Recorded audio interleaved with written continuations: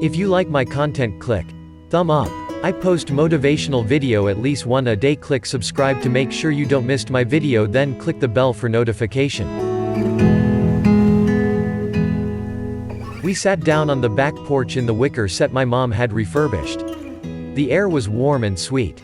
The small farm we lived on was blooming into a luscious summer. I felt nervous that night, but also invigorated.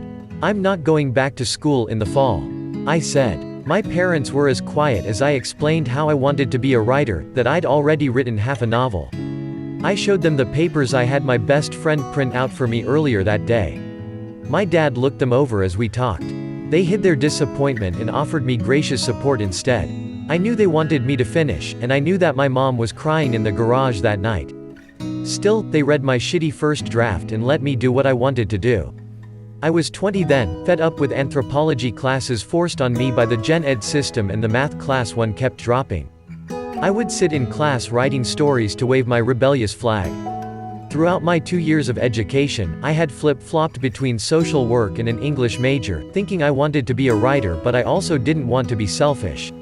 I was a spinning compass that couldn't land, so dropping out felt like direction. Jack Kerouac was the new goal.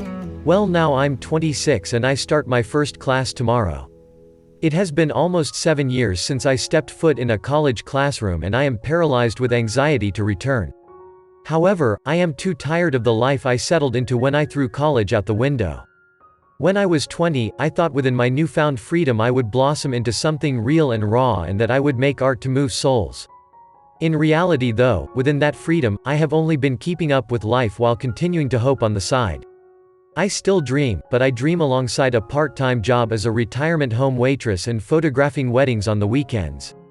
I dream alongside vacuuming my apartment floor and stretching a pot of chicken soup a few days. There's more keeping me grounded to survival methods than there is to writing a book. Or whatever it is you want to do. If you're more than halfway through your 20s, you probably know that your weeks are made up of more gen ed, anthropology classes about the importance of horses in the Eskimo community than they are writing poetry in a sunbathed coffee shop. Most nights, I get home tired. My feet are aching and I smell like a stove when I take my apron off. I make a note to get to the laundromat so I can wash the stuffed shells off of it. I make a quick dinner. I take a shower, think of the things I forgot to do while the hot water asks to soothe me. Then I fall asleep on the couch watching Netflix. When I wake up finally to turn it off and move to the bed, I think in the sweet darkness of night about the book I want to write one day. In reality, that has been the life I have made since ditching school. Not invaluable, but not all I want. From 20 to 26, I have learned that life will ask you to make dinner and make money and make trips to the laundromat. But it also relentlessly asks you, usually in the sacred middle of the night, to make something meaningful. Sometimes, you have to step out of the life you settled into prematurely to do that. Returning to school is not necessarily the answer. I think the answer is realizing I can start over and do that meaningful thing. So return to school. Or quit your minimum wage job. Or break up with that guy. Or move to Boston. If you want to start over, start over. Each morning with a brand new day, life tells us that starting over is good and possible. We are allowed that privilege. So if you want to, start over.